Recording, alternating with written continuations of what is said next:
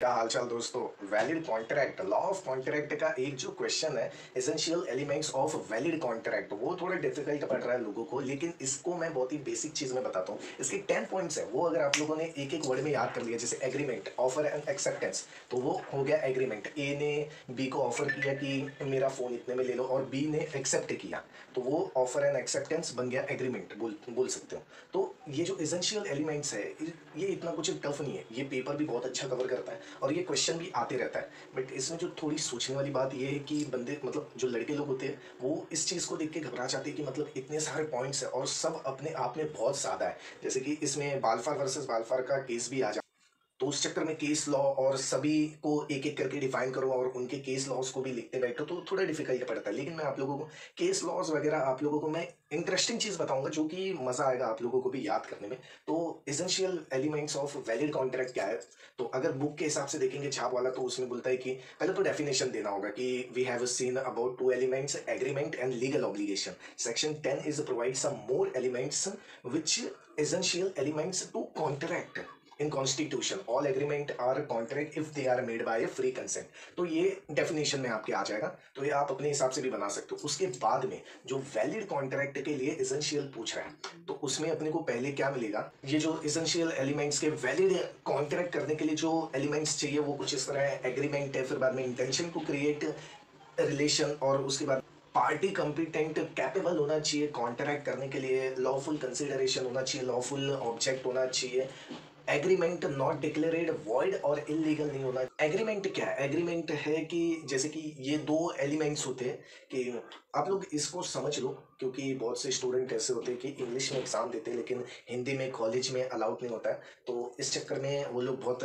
Problem में रहते हैं। इंग्लिश में ट्रांसफर मोड, उसको आप लोग खुद भी कर सकते हो, कोई ज़रूरी नहीं है कि कोई बुक की ही भाषा लिखी रहनी चाहिए। तो इसके पॉइंट्स जो मैं दे रहा हूँ ना, क्लच पॉइंट, वो सब आप पकड़ लो, उसके बाद में उसको स्प्रे अपने हिसाब से कर लेना। एग्रीमेंट क्या है? दो इंपॉर्टेंट एलिमेंट्स है, ऑफर और एक्सेप्टेंस, ये दो हो गए। तो इसके बाद में जो ऑफर दे रहा है वो ऑफरर होएगा, और जो एक्सेप्ट कर रहा है वो ऑफरी कहलाएगा। तो ये हो गया आपका एग्रीमेंट। यहाँ पर एग्रीमेंट खत्म, इसको लंबा चौड़ा आप लोग लिख सकते हो, पॉइंट क्लियर होना जरूरी है।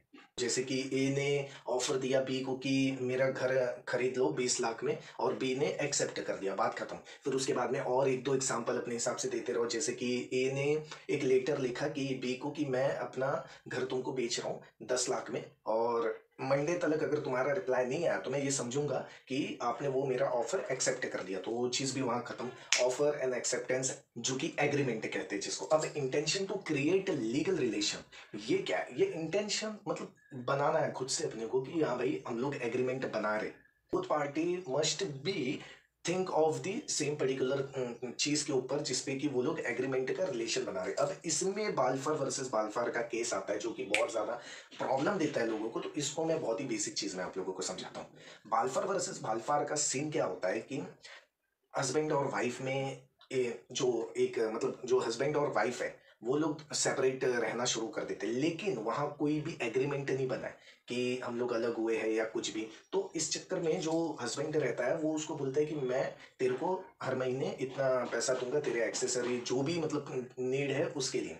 तो वो बोलती है ठीक है, तो वो लोग एग्रीमेंट मतलब बातों में बना लेते हैं। तो 3-4 महीने ऐसे वो, उसका हस्बैंड उसको पैसे भेजता है, उसके बाद में उसका पति उसको पैसे नहीं भेजता है। तो वो लड़की बोलती है पैसे क्यों नहीं भेज रहा है? तो वो जो हस्बैंड होता है वो बोलता है कि भाई मेरे पास अब नहीं है, जो भी एक्सेट्रा उसकी प्रॉब्लम होगी उस हिसाब से। तो वो बोलता है कि मैं अभी नहीं भेजूंगा। तो उसके बाद में उसकी वाइफ बोलती है मैं तेरे को कोर्ट में खींचूंगी। तो कोर्ट में लेके जाते हैं, तो वहां पर जब कोर्ट में जाते हैं तो कोर्ट का डिसीजन जो होता है वो उसके पति के हित में ही होता है, क्योंकि भाई वहां पे कुछ भी ऐसा एग्रीमेंट नहीं था जो कि दिखाया जाए कि हाँ इसने मेरे को ऐसा ऐसा बोला था। तो इंटेंशन यहाँ पे था लेकिन एग्रीमेंट नहीं हुआ, तो ये दिक्कत हो जाती है। अभी जैसे एग्जाम्पल, आपकी दो बंदियां घूम रही है। अब भाई वो दो बंदियां तो घूम रही है, लेकिन उनके साथ मैंने कोई भी ऐसा पक्की चीज नहीं रखी है, कुछ ऐसा प्रूफ अपनी तरफ से नहीं दिया है कि जो कि वो लोग कल को आके मुझे बोल सकें कि शादी करने के लिए बोला है। मैंने सिर्फ मुंह से बोला है कि हाँ हम लोग शादी करेंगे, ना ही चैट है ना ही कोई ऐसा कुछ भी नहीं है जो एक प्रूफ के तौर पे कोर्ट में दिखाया जाए,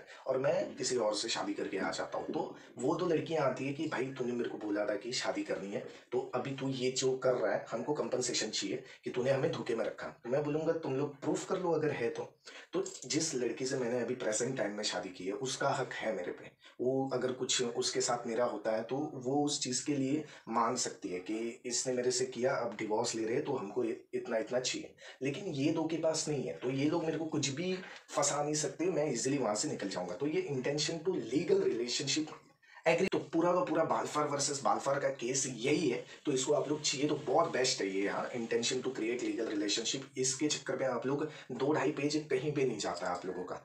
भरना तो है लेकिन लॉजिकल चीज भी है, तो स्टार्टिंग में अच्छी चीजें लिखोगे, फिर उसके बाद में एग्जाम।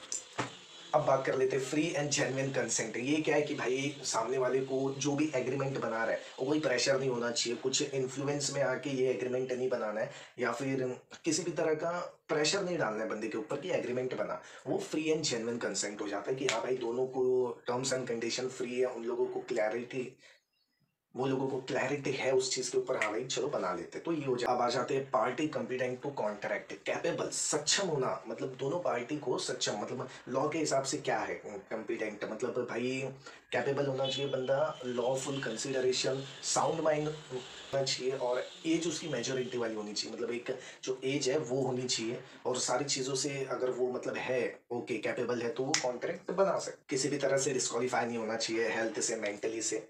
कंसिडरेशन पे, लॉफुल कंसिडरेशन क्या होता है कि दोनों पार्टियों को एक चीज के ऊपर प्रॉपर सोचना, और उस चीज के ऊपर जब वो लोग कर रहे हैं उस एग्रीमेंट को कर रहे हैं तो पूरी सहमति, फुल अंडरस्टैंडिंग के साथ कर रहे हैं। अगर दोनों के बीच में कंसिडरेशन को लेके आगे पीछे हो रहा है कि एक पार्टी भाई ओके है और दूसरी पार्टी नहीं ओके, तो वो फिर एग्रीमेंट नहीं होगा, वो वॉइड हो जाएगा।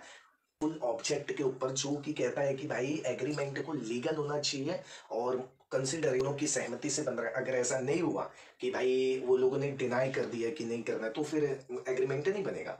है कि एग्रीमेंट नॉट डिक्लेयर्ड वॉइड और इलीगल चाहिए, प्रॉमिस होना चाहिए कि हाँ हम बना रहे करके, तो वो हो जाएगा आपका, फिर वो इलीगल नहीं होगा। तो ये हो जाता है आपका पॉसिबिलिटी ऑफ परफॉर्मेंस, की ए और बी ने भाई मिल के प्लान बनाया और अचानक से एक्स बीच में आ रहा है और ए को बोल रहा है मैं 1,000 रुपया देता हूँ, तो अपन ये सब ढूंढते, तो वो रद्द हो जाएगा, मतलब वॉइड हो जाएगा, वो कोई एग्रीमेंट नहीं है नेसेसरी टू लीगल परफॉर्मेंस। तो ये क्या बोलता है कि जो एग्रीमेंट बन रहा है कॉन्ट्रैक्ट के लिए, उसका क्या होना चाहिए मोटिव, भाई जो भी बना रहा है विटनेस होना चाहिए, राइटिंग में होना चाहिए, फिर उसके बाद में उसका रजिस्टर होना चाहिए, तो जाके कॉन्ट्रैक्ट बनता है। मतलब ये सारी फॉर्मेलिटी हो जाती है एक कॉन्ट्रैक्ट को बनाने के लिए, वैलिड कॉन्ट्रैक्ट बनाने के लिए। तो ये है पूरा आपका essential elements of valid contract. I hope आप लोगों को समझ गया होगा वीडियो। तो आई होप आपके डाउट्स जो भी थे वो क्लियर हो चुके हैं। अब कुछ essential elements contract, valid contract बनाने के लिए जो जो एलिमेंट्स लगते हैं वो मैंने आपको बता दिया। आई होप ये चीज़ आप थोड़ी बड़ी है लेकिन एक बार आप लोग देख लोगे तो पेपर में भाई झंडे गाड़ के आओगे, मुझको पता है। तो और जानने के लिए यार चैनल सब्सक्राइब कर लो, वीडियो लाइक करो, और अपने फ्रेंड्स को हेल्प करने के लिए ये भेज दो, खास दोस्त को भेजना, ऐसे सबको मत बांट दो। मिलते हैं नेक्स्ट वीडियो में, सी यू।